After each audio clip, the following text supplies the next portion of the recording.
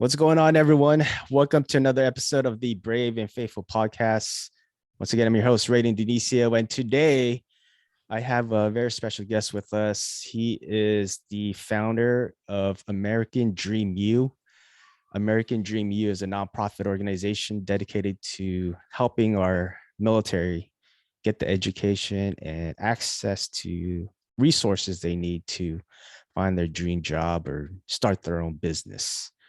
I have none other than Phil Randazzo. What's going on, Phil? Hey, Raiden. Hey, thanks for having me.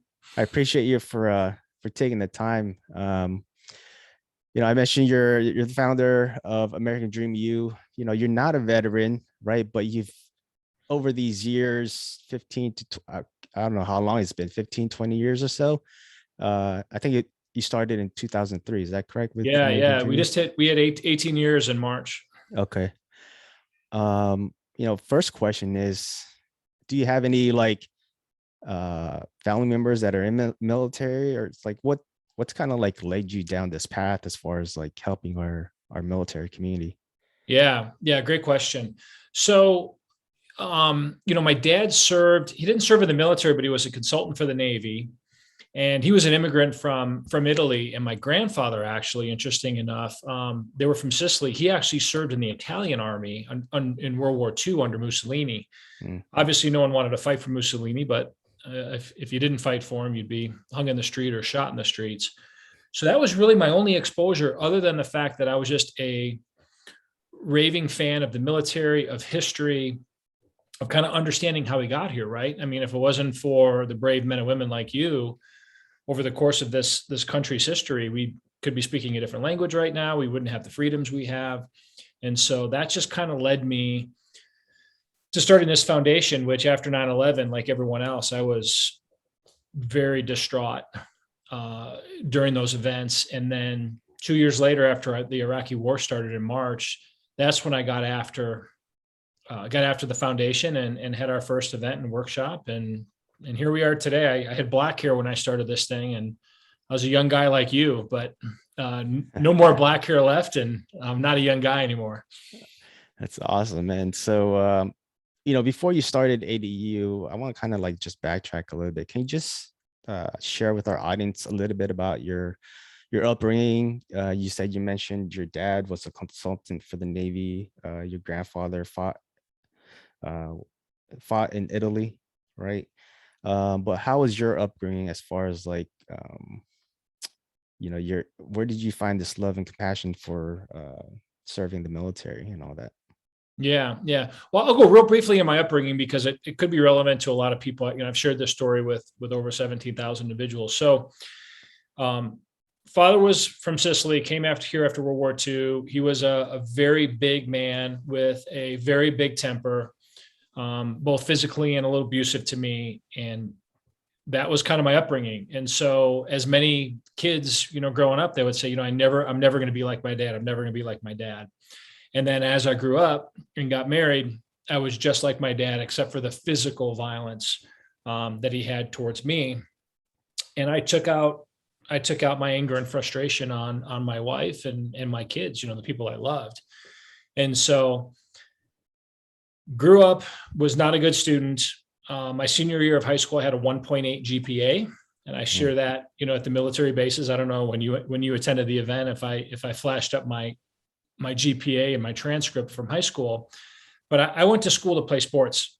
Raiden, I'm like, I didn't know why they had classrooms. I thought all they needed was fields and gyms, and that's it. I mean, I was a pretty decent athlete, and I think I took a lot of my aggression out in sports that I couldn't take out at home. Couldn't get into college. Went to junior college. Somehow got into college. And then my junior year in college, I was at a D1 school playing sports. I got my girlfriend pregnant, because that's what you do when you're in college and you have no money is, you get a girl pregnant and you try to figure out from there. And that was 31 years ago. I've been married 30 years and just kind of had a rough go of it. I wasn't a dumb kid, but I just couldn't sit in front of an ordinary classroom and try to focus and learn. And I don't know if you've ever dealt with that issue. You seem like a bright guy, but man, I just was lost, man. A whiteboard And learning, just to me, sitting in a room wasn't the way I responded to learning. So go ahead. Now you have a question or a thought? Well, yeah. We appreciate you for sharing that background. When we talk to our guests, right, we talk about transition in the military, transition away from the military. Where did that transition happen for you, as far as like, you had this pass, and then, where was the transition for you to try to have a better, a better life for you and your family? Yeah. Yeah. Great question. So we're always in transition, right? I mean, you guys have a very defined transition, and I've gotten to work with literally thousands, military life, civilian life. That's a transition. But I went through a transition in school. My parents got divorced. I went through a transition in high school when I lived with friends because I didn't like the rules at home. I went through a transition when I got my girlfriend pregnant, right? I had to work, 2 jobs, be an athlete, and try to figure it out. Probably my biggest transition, I've had several, was understanding that learning didn't have to come from a formal education. So back when I started learning, they had these little cassette tapes. You ever heard about those back in the day, right? I used to Yeah. plug them in my car and just roll around. And I had a 100% commission job, and I would roll around and I would learn as I went. So old timers like Jim Rome, Tony Robbins is still around. Nightingale Conant, Earl Nightingale. I mean, these are old timers that, your audience may never have heard of besides Tony Robbins. And so the transition from not feeling stupid that I couldn't learn to actually resonating with somebody that I can actually relate to, that didn't have an Ivy League education or didn't have this, these great credentials after them. And then I just got after it. I got after it. And that was a big transition for me then. It didn't change who I was in terms of not being a very nice person, having anger, resentment, all those kind of things. I just had some patterns as a kid. We all pick up things from our parents and people that are around us. Right. And then I would say my second biggest transition was probably 6 years ago when my wife came to me one day. We weren't getting along great. And she said, Phil, 90% of the time you're a great guy. She was being generous with the 90% rate, and it was probably 50% at best. She said, but the other time that you show up unpredictable, I'm not sure if I can take it anymore. And I'll give you a quick example that I've literally had Marines stand up in front of 300 people and go, dude, you're in my kitchen. So I had a couple businesses. I worked all day, coffee, energy drinks.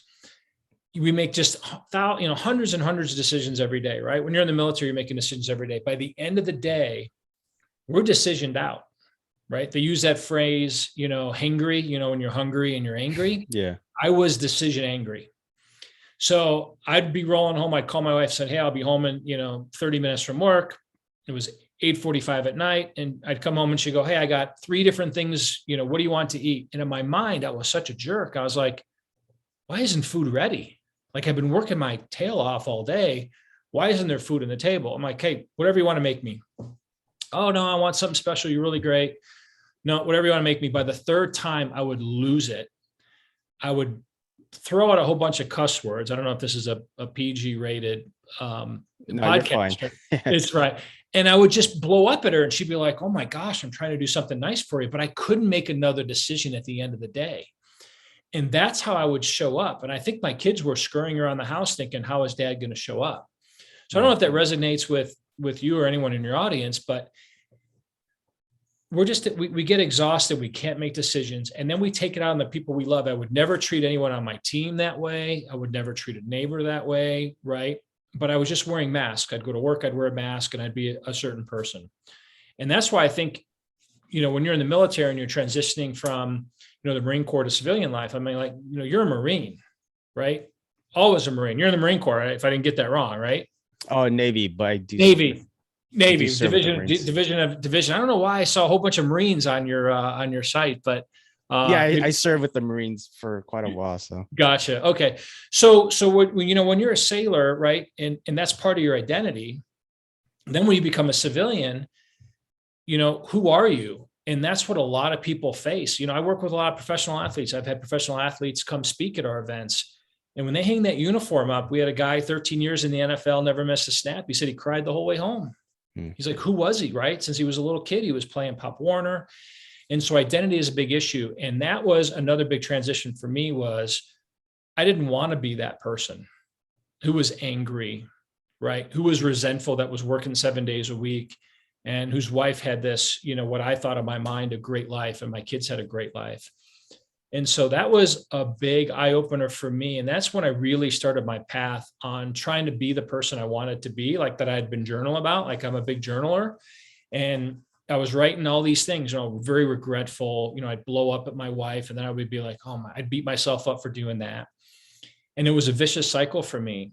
And now I'm definitely not perfect, but I remind myself of who I can be and the best version of myself. And so I'm constantly in transition every day, waking up going, okay, who do I want to be today? What's the best version that can show up? And when I talk to men and women in the military, that's also a very big challenge when it comes to transition. You guys have a way tougher transition than I'm even explaining, right? You have, some of you guys all have combat, you have, the discipline, you have a team that you have to work with that shows up on time, you work together. All of a sudden you get a civilian job and you show up 20 minutes early, you're like, where's everybody? Right? Because the bar is so low in the civilian world, then it gets frustrating. Then you lower, some men and women in the military will lower their standards down to the civilian world. When I say, man, keep your standards up, then people will start showing up early. Yeah. Right. And learning from you and your values and all that kind of stuff. So I don't know, did that make sense at all? Yeah. I mean, I think you hit it right on the head there as far as like veterans or military members transitioning out, out of the military is like you the one thing every time I talk to people about is they lose the identity, that camaraderie that they had when they were in the military. And it's kind of like when they went into boot camp and they started a new journey. It's like the same thing. They're starting a new journey, but it's the civilian world. It's not military anymore. But you mentioned that was your second transition, was about 6 years ago when your wife talked to you. How were you able to kind of like navigate that as far as like trying to find your identity? Yeah, so that's a great question. So my identity was always tied to what success I had in the business world, right? I had a couple of successes, and I was living a life, Raiden, of comparing myself to everyone else. So as you know, when you attended the event at Fort Bragg, I would have these amazing speakers show up, and I'd be like, oh, founders of Ranger Up. And I would kind of size them up and look at them and go, wow, these people are way more successful than I am. And so when you're constantly comparing yourself to other people, it's a horrible way to live. Absolute horrible way to live. And so being okay with myself, and this was a big eye opener for me, is so I'm very good at beating myself up. Like if I do something bad, in my mind, it's way worse than it really is. Right. And if I do something good, it's definitely not good enough. I could have done better. So a couple of years ago, I came to the realization that I need to be okay with the stuff that's bad, and I need to be okay with the stuff that's good, but I need to work on both of them. I can't be happy with my bad, and I can't be happy with my good, but I need to be okay with it. And I can't control everything. And so a big part of my identity was based on what I did and not who I was. And I did not like myself at all. Like I had a bird on my shoulder telling me what a loser, right? Like what my dad was saying his whole life. Like my dad always said I would be the head dishwasher and my sister would be my assistant. So at least I was the head dishwasher and not the assistant. But when you hear some of those birds chirping in you and you have that constant voice, it's a horrible way to live. Horrible way. Yeah, I think especially with entrepreneurship, right? Like you see people who are we try to compare ourselves with other people as far as like where they're at compared to where you're at starting, right? Like nobody starts off people are starting are always trying to compare themselves to where successful people are, but not knowing the fact that it took them years years to get to where they are right now. And I think that's like the downfall as far as like people wanting to become business owners or entrepreneurs, is they fail themselves initially because I think it's all about mindset as well, right? Like they kind of doubt themselves to begin with before they even start their journey. Yeah, I would agree. And I would also even add too, is even if you've been an entrepreneur for 5 years or 10 years or 20 years, comparing yourself to other entrepreneurs is just, again, it's not great for your mind, right? I mean, your brain's firing and wiring. And it's like, well, why don't I have more employees? Why don't I have more revenue? Why did this person do this? Or why did this person do that? And so when your mind goes directly to comparison, which mine did all the time, like I would even, this is horrible to say, I would even compare the way my wife looked to other people's wives, right? Because it was important to me to look like I had, a beautiful wife. And so again, people can judge me for saying that, but it's just one of those things where I would compare everything: cars, watches, success, businesses, how many cities they were in. And I had been in business for a long time. I'm celebrating my 30th year out of school. And then I'll be 28 years as an entrepreneur this November. So it's a pretty long time being an entrepreneur. And I still catch myself comparing myself. And there's people that have been in business 5-6 years that blow me away. Yeah. Right. I know veterans that I've worked with since Bragg, 14 at Bragg, 16 at Bragg. They have an 8-figure job business right now. I don't have an 8-figure business right now. I've had some in the past, but they're crushing it after 4 or 5 years. And now I'm finding joy in being happy for them, because what you wish for others will come back to you a million times. And plus, at the end of the day, having our health, like you talked about, having relationships and community is way more important. Listen, I love money. It's allowed me to do American Dream Youth for 18 years and fund it. And I don't rely on any income from that. I don't get paid. But it's just, there's joy and there's pleasure, right? And I had a lot of pleasure in my life. And those were little things that I would do to make myself feel better: buy something, go on a trip, do something. But I didn't have any joy. And now, honestly, I wake up every day just feeling so much more joy than I used to about just waking up, right? 10 million people every day don't even wake up. Practice gratitude. Gratitude is huge. Right. Yeah. And practicing gratitude ahead of getting what you want. So I learned this from a guy named Dr. Joe Dispenza. Have you heard of him? Yeah, I have. Yeah. Yeah, he's phenomenal. I highly recommend. He has a great book called Breaking the Habit of Being Yourself. And that has a lot to do with identity and those type of things. And there's a very well-known soldier who is an American Dream Youth speaker. And, one day we had set up a 5-minute call because he was going to speak, and he sounded great. And I'm like, "Hey, dude," I said, "You sound really good." He goes, "Yeah, today's the first day I woke up with a smile in 13 years. And I was like, unless you can explain that in the next 6 minutes on this call, this is going to be a longer call than 10 minutes. And he says, "Yeah, I read this book. I was doing some medications." And this guy is a hardened SF guy. And he says, "I did this." I said, "Well, what was the book?" And he said, "It was Breaking the Habit of Being Yourself." I said, "Oh my gosh, I just came back from a Dr. Joe workshop." Ended up being a 90-minute call. We're like, "Man, we should have recorded this," because would have been a great podcast. But in saying all that, it's like, man, we just have to wake up and go like, "Oh my gosh, today is a day I've never seen before. This is a great day," right? Just for the sake of waking up and having joy and having community, right? You had mentioned that, before, like when you're in the military, you have to have that camaraderie, right? You guys live together, right. You train together, you deploy together, you fight together, you bleed together, you die together.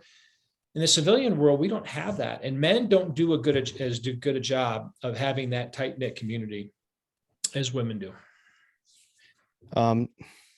Phil, you mentioned earlier about, the good and the bad and just being okay with it all, right? Like what's kind of like, other than gratitude, what's helped you to be okay with it all? Yeah. Yeah. So going back to my patterns as a kid, right? Like my dad he was just finding ways, my report card would come, which was horrible. right? And he wouldn't focus on the one B I got. He would focus on the C's and the D's, right? Instead of encouraging me, he just beat me up both mentally and physically for having the poor grades. Mm. And so I kind of focused on what I did poorly based on that programming as a kid. Does that make sense? Yeah. Yeah. Right. And so that's ingrained in our brains. Like they've done science now on this, right? And that's from the third trimester to age 7, we are a cell phone with no software. We have no apps, and our parents give us programming. Our older brothers and sisters give us programming, our aunts and uncles, our teachers. And that program is just lodged in our subconscious mind. It just runs in the background. And so when we react to something, when we get anger or we have these thoughts that come up, that's just all our subconscious mind programming. Right. And now, if I would have heard myself 5 years talk about this kind of stuff, I would have thought I was, living in a Tibetan cave, lighting incense and having singing bowls around me, right? I would have made fun of myself for talking about this, but the more research I've done on it. So now, being okay with my bad, I used to just beat myself up, right? Oh, I can't believe you did that. And I would think about it for days. And your body reacts to that, in almost a fight or flight type mechanism. So, back in my day, when I was trying to get into a bar in college, I had a fake ID, right? I'm sure you never had a fake ID, but I had a fake ID. I was 6'4", I was a big guy, but you still needed something. And 9 out of 10 times, the bouncer would look at this ID and go, dude, this is a horrible ID. I ain't let you in. I'll give you back this dumb ID. And if some other bouncer wants to let you in, he'll let you in. But we don't have a bouncer for our own thoughts and our own mind. We let everything in. Yeah. And so now I kind of have, I have this bird chirping on my shoulder that tells me that I'm no good. I'm a loser. You never finish anything you start. You're not as successful as others. And now I have, a little bouncer that's in between that little bird on my shoulder and me. And what I say, Radon, is when these crazy thoughts come in my mind, I just say, Phil, not useful. Phil, not useful. And I got that from a guy named James Altucher, who's an author, and it kind of stops those thoughts from coming in. I can't stop all of them. Like the bouncer can't stop everyone with a fake ID coming in, but it can stop a lot of thoughts. So being okay with my bad has really helped improve my life. But I look at that and I go, okay, well, how can I react better and respond instead of react? And then when I do something good, I got to celebrate that. Right. And you talk about gratitude. We need to have gratitude ahead of things. It's like, I work with so many people and they're like, once I get this, then I'll be happy. Once I accomplish this, then I'll be happy. Well, why not be happy now? Right? Feel the gratitude of accomplishing what you're going to accomplish. Like transition's a game, right? Military transition's a game, just like your boot camp is a game. Talk to so many different sailors and soldiers and Marines, and they're like, man, I treated getting to that next obstacle as a game. Like, how can I get there, right? And gamify it. I talked to a lot of SF guys as well that talk about that. So it's such a mind challenge, but think of your transition as a winnable game and feel yourself getting through there and accomplishing but feel like you have it now, right? Does that make any sense? Yeah, I love that. I love how you put that because, like in any challenges that we have, right? Like deployment, for example, you kind of mentioned I think like just looking at small wins, right? Just trying to get to the next day, the next month, the next, just next week or so, like compartmentalizing, those difficult goals or the difficult goals that you have to obtain, right? And just celebrating those small wins to get you to that ultimate goal. And I love the metaphor you said. We don't have a bouncer for our own mind. But I love that. It's because like you're right. Like we got to make sure, be careful of what we take in, right? As far as like all the negativity that's kind of like out there in the world right now. Just be careful with what you put in your mind because it can lead you down in the wrong path. Yeah. And at the time we're having this conversation, like you can't turn on any news, right? I mean, there's fear everywhere, Yeah. right? There's fear we're going to get sick. There's fear that, this is going to happen. We're going to have shortages. We have no this, we have no that. And so you got to try to control right. And that can be addicting because you like to feel those emotions. You like to feel angry. There's a great documentary, and I wouldn't say great. It's pretty scary. It's called Social Dilemma. Have you heard of that one? Yeah. Yeah. Was that in Netflix or? It was. It Yeah. was. Okay. It talks about how social media is just feeding you stuff to confirm your beliefs and make you angry about the other side. Yeah. And I think they asked the Pinterest founder, and they said, "Hey, what does this mean 5 years from now?" He goes, "Man, this could be civil war because you got two sides that are just really, really angry." Can I share a couple other things that really help with transition? Because I've been fortunate to testify in front of Congress about transition. We've had 17,000 live people at the workshops that you went to. Here's a couple of things that have really helped others, that have helped me as well. So one is to approach things with a beginner's mind. And there's a Japanese phrase called shoshin, and that means beginner's mind. And what a beginner's mind is, right, and it's to approach things with the idea that anything is possible. Hmm. Because I have a history of having an expert's mind. Because if I connected with somebody and I thought I knew more than someone else in the room, I would say, I've got more experience, I've got more success. So I had an expert mind. So I kind of filtered almost everything that was suggested to me because I thought I knew it all. And so now I approach things with a beginner's mind, which means everything is possible.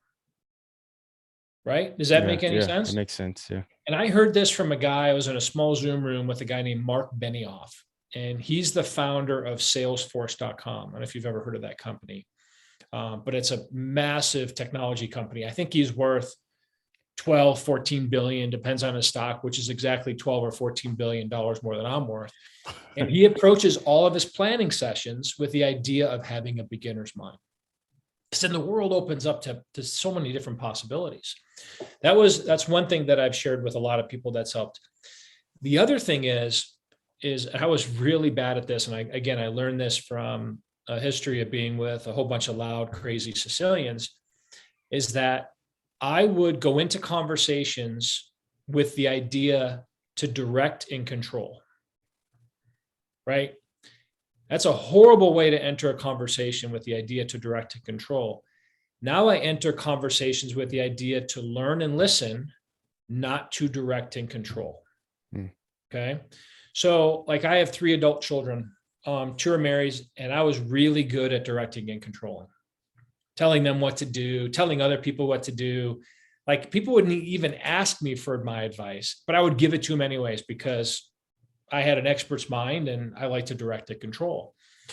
And so now when I approach people and things, one is I never give advice unless someone asks me for it.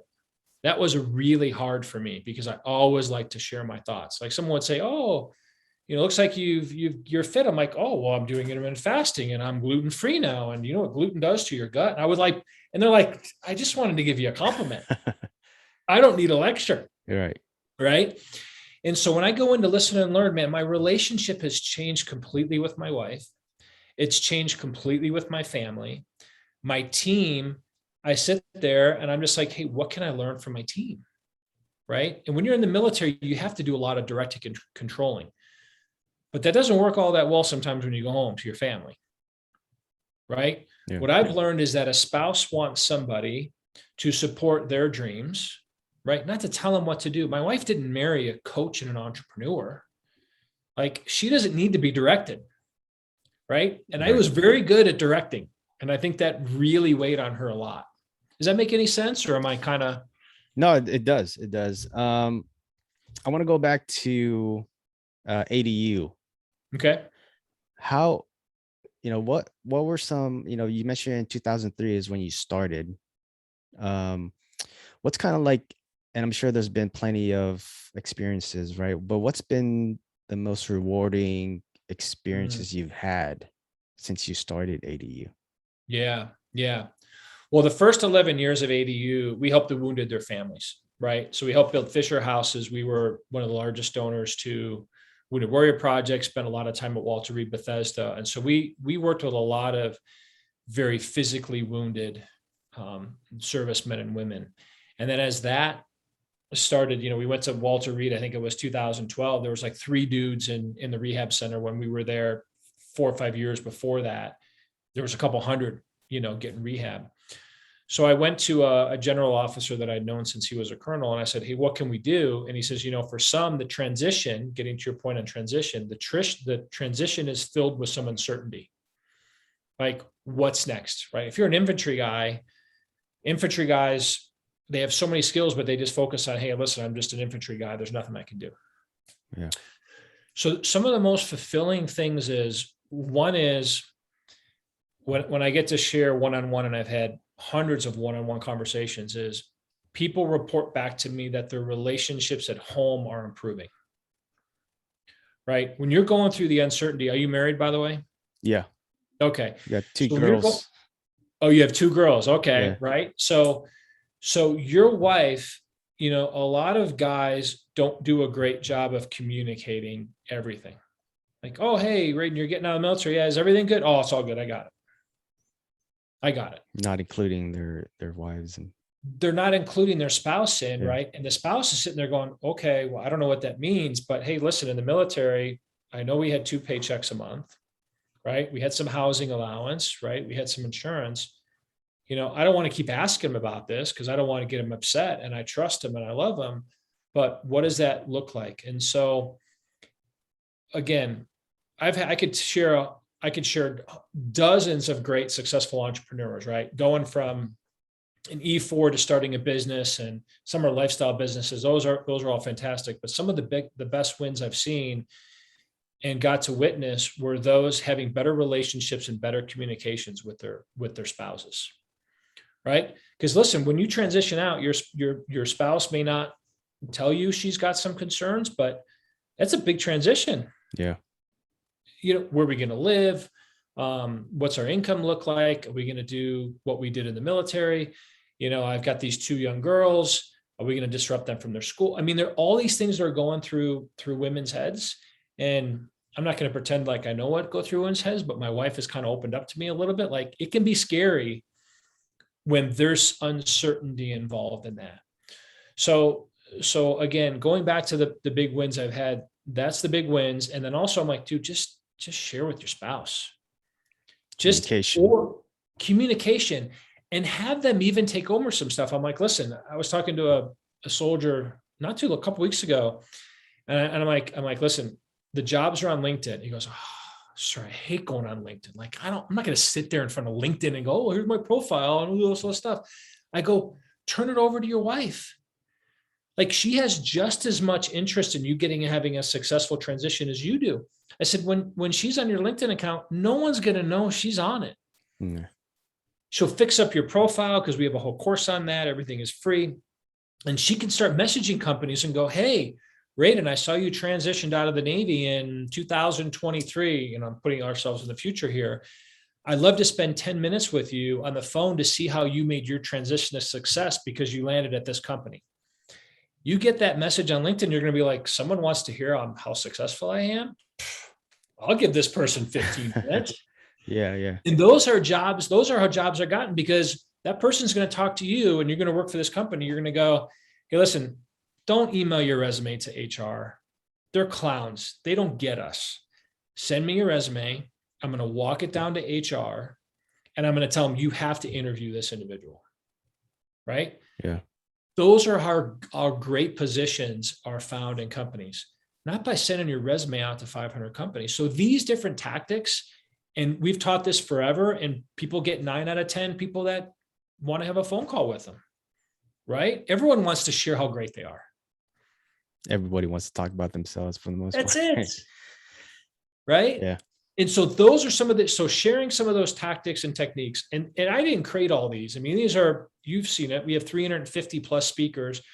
I've got to hang around and bring some of the best minds, from athletes to best authors to, we've had a handful of billionaires come speak, We've had Grant Cardone speak 4 times. We had the founder of Sam Adams Beer speak, shared his story about carrying around, beer, going to bars and going, hey, have a drink with me, try my beer, right? He left a $250,000 a year job as a consultant at one of the big accounting firms to do beer. And he didn't even care if he made any money. Yeah. Right. But that's courage and confidence to do that. You mentioned one of the courses that ADU offers. Can you briefly describe to us, how does ADU help military members with their transition as far as like courses, classes, and things like that? Yeah. So we were doing live events 8 or 10 a year, and then the pandemic hit. And so obviously we had to pivot from there. And so now we're doing these probably about 4 or 5 a year. We're doing these cohorts where we focus on 3 areas: relationships, wellness, and money, right? Relationships could be getting relationships with people on LinkedIn. It could be relationships at home. It could be relationship with team members. And then you got wellness. I have yet to meet a veteran or someone transitioning out that doesn't have some type of physical pain. Yeah. It could be back pain. It could be, they can't sleep. It could be a number of different things, digestive issues. So we talk a lot about that, right? David Goggins. Have you heard of David Goggins? Definitely. Right. Yeah. Like at the end of his book, he should have talked about at the beginning. He talks about how he stretches a couple hours a day. Do you remember that? Yeah. Yeah. Right. And it got him out of the hospital. He thought he was dying. And so now he stretches because we have a lot of, negative pain and energy floating around our body. And he gets it that way. And then we talk about money, everything from your personal finances to how do you negotiate a salary? Like, when was the last time you negotiated a salary in the Navy? In the Navy? No, never. Right. And all of a sudden you're sitting in front of a hiring manager and they're like, hey, so, how do you feel about the salary that we were posted? And you're like, I'm fine with it. Right. Well, maybe you're not fine with it. Right. So how do you negotiate that salary? Right. In a way that you show confidence, but not arrogance. So we have these cohorts. They're fantastic. We have incredible speakers. Then we have a complete suite of online programs. And again, all this stuff we do is for free. And it's basically just a roadmap, right? And we're going to tell you where all the landmines are, because there are landmines when it comes to your transition. And if you could avoid most of the landmines, right, you're still going to hit some landmines. You're going to have a more enjoyable transition. You're going to have a more successful transition, and you're going to hopefully find a more meaningful job, right? Yeah, That's the goal. Yeah, you mentioned money. I think that's the important thing is, I was talking to a previous guest about this, is sometimes we as veterans kind of devalue what we're worth, or don't know how much we're worth as far as like our experience and what we can bring to a company. And I think that's the key thing that we need to learn when we find those jobs and interview for those jobs. Yeah. Well, listen, I own some companies, and one company has 300 and some odd employees, and the bar is so low, Raiden. Like, I have a hard time getting people to show up. Right. I had a person in one of my jobs. I'm at my office today. Her first day of work, she showed up close to 15 minutes late with a Starbucks cup. I almost lost it. Right. Her first day on the job. Right. I came to the office. I figured she'd probably be in the parking lot waiting 20 minutes early to make sure everything was fine. She showed up late. The bar is so low. When you go into an interview, you have to remember this person that you're interviewing with has looked at probably 500 resumes for this position, right? I just had an ad for a entry-level position around $50,000. And I got 693 resumes. So sorting through all of those is a nightmare, right? So my team did that. So when you go into an interview, you have to be presentable, right? You have to do your recon, know about the company, and you have to have confidence to say, hey, listen, I'm sure you're interviewing a whole bunch of people. I might not have all the exact skills that you need for this, but guess what? I'll come in early. I'll stay late. I'll learn them on my own time. And if you hire someone else, you're going to make a mistake, because in the Navy or in the Army or the Marine Corps or the Air Force, I was resilient. I did whatever it took. I was deployed, not with everything I needed, but we created what we needed to get the job done. right? And if you could say that with confidence, but not arrogance, this hiring manager is going to go, thank you. My dreams have been answered, right? Yeah. And then you do good follow-up after the interview. You send at least an email thanking them. A handwritten note's even better. You follow up with very specific things. You do that right in your car after the interview. These are all their techniques. Like, I won't hire somebody unless they send at least a thank you email when they meet with me. Not because it's like I'm feeding my ego, because how they treat me and the people they interview is how they're going to treat my clients and my customers. Definitely. And if they're not treating them with respect, right? So these are things, the bar is so low, right? You guys you're exactly right. Most of you underestimate your skills. Like, I remember we had a group of 800 people. I said, hey, who here shows up on time to work? They're all looking at me going, who's this old white civilian guy? It's the stupidest question I've ever heard. Who shows up on time? And I'm like, in the civilian world, you're going to be super disappointed because they don't show up on time. Right. And you got to price that into what you're worth. Definitely. So Phil, one last question before we go to our second segment of the podcast here. What's one thing you want our listeners to take away from this episode? Yeah.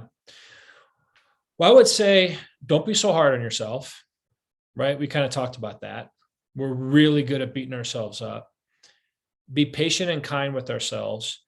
And also, you got to take time for yourself, right? I thrived in chaos because that's how I grew up.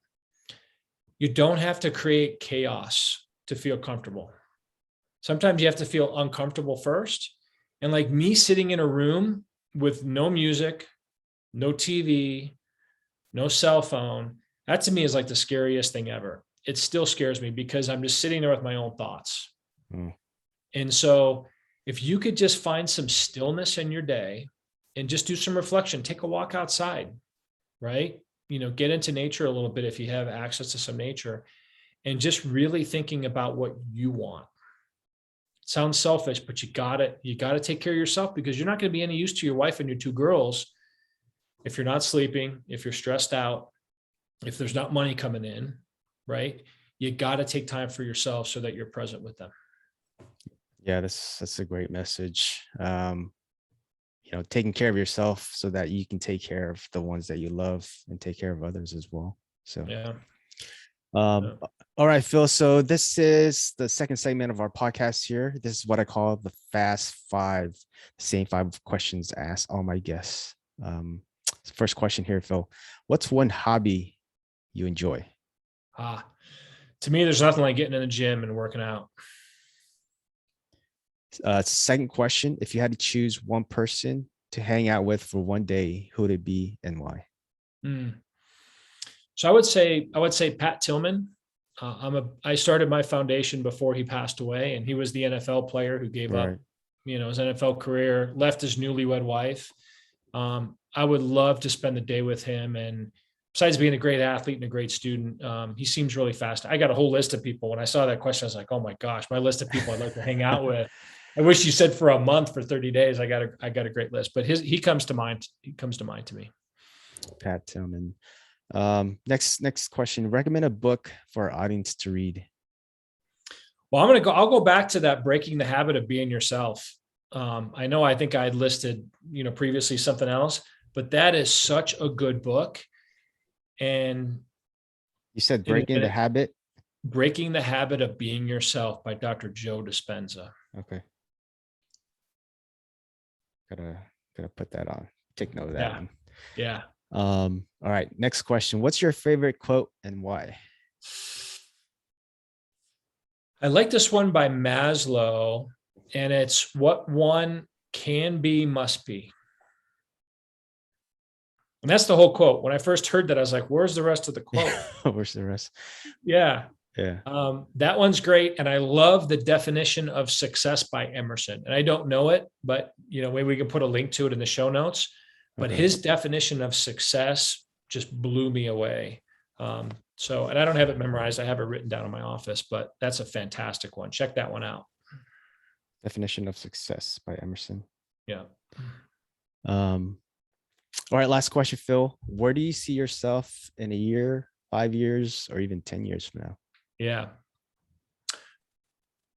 So a year from now, I'm hoping to have the courage and the confidence to do ADU full time, and then also get some revenue from my coaching business. I have a coaching business called the Clarity Council. So in a year, I hope to be getting out of some of my day job stuff, which isn't fulfilling anymore. You said 3 years? 5 years. 5 years. I hope to have a couple grandkids in 5 years. That's my Nice. goal.